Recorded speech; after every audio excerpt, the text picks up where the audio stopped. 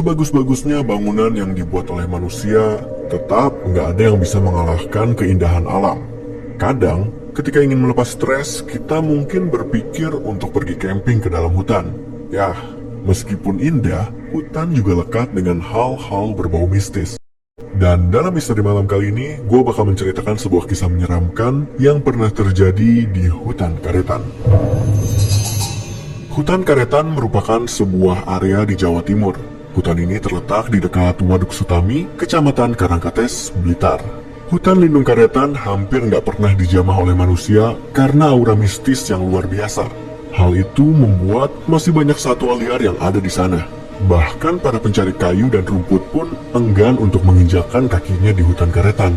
Salah satu kejadian menyeramkan di hutan Karetan dialami oleh seorang petani bernama Mukri yang ketika itu sedang mencari rumput untuk pakan kambingnya. Dia terpaksa masuk ke dalam area hutan untuk mencari sumber air. Di pinggir area hutan, Mukri melihat sebuah rumah megah yang berdiri tegak. Dia pun langsung menuju rumah tersebut. Mukri yakin sang pemilik rumah tidak akan keberatan untuk memberinya seember air. Sesampainya di depan rumah, Mukri langsung mengetuk pintu. Namun, dia tidak mendapat jawaban dari penghuni rumah. Karena sudah sangat haus, Mukri langsung masuk ke dalam area rumah secara paksa.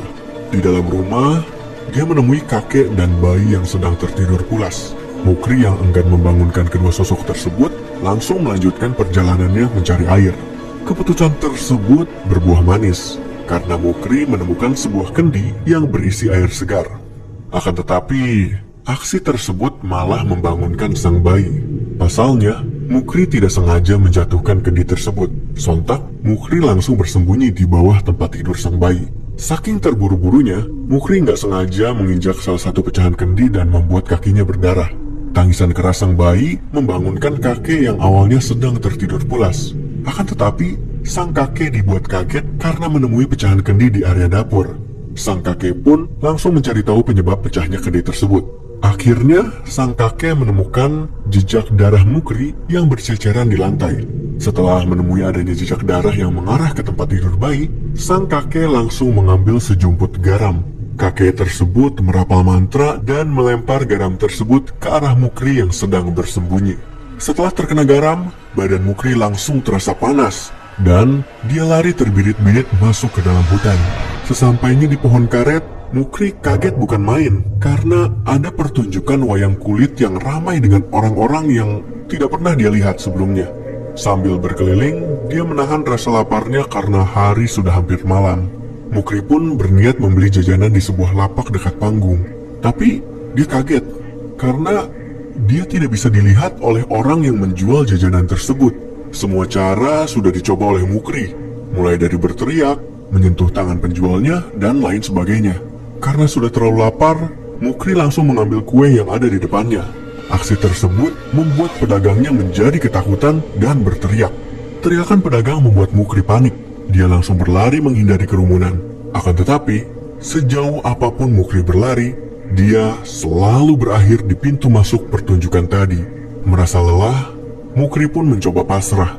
Dia berusaha menikmati pertunjukan wayang kulit dan berpikir sudah tidak ada lagi orang yang mengejarnya. Namun anehnya, semakin lama, Mukri mendengar sayup-sayup suara aneh yang bertalu-talu.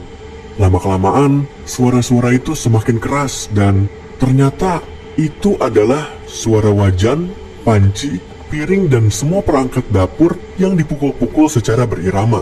Bukan hanya itu, Mukri juga mendengar suara orang-orang memanggil namanya secara berulang-ulang. Ternyata orang-orang yang memanggil Mukri tersebut adalah rombongan warga kampung yang datang dengan membawa obor serta memukul-mukul peralatan dapur, layaknya mencari orang yang digondol genderuwo. Menyadari kedatangan rombongan warga kampung, para penonton wayang kulit terlihat cemas dan kebingungan. Lantas, mereka pergi meninggalkan area pertunjukan dan akhirnya mereka semua hilang, termasuk panggung tempat wayang kulit. Tapi, apa yang terjadi? Ternyata Mukri berada di tengah hutan Karetan sendirian. Pertunjukan wayang kulit yang dia lihat tadi adalah tontonan para makhluk halus di alam gaib. Akhirnya, Mukri ditemukan oleh warga secara beramai-ramai. Dia baru menyadari bahwa ternyata dia telah masuk ke perkampungan makhluk halus secara tidak sadar. Semenjak kejadian tersebut, kepribadian Mukri berubah drastis. Dia terlihat seperti orang yang linglung dan kerap mandi di sungai. Mukri memutuskan untuk mandi di sungai karena merasa tubuhnya panas. Namun, keputusan tersebut berakhir tragis. Pasalnya, Mukri harus merenggang nyawa karena tenggelam di sungai tempatnya mandi. Pelajaran yang kita ambil dari kisah ini, bawalah peralatan yang memadai. Jangan lupa berdoa dalam mengunjungi suatu tempat agar kita terhindar dari berbagai macam mara bahaya.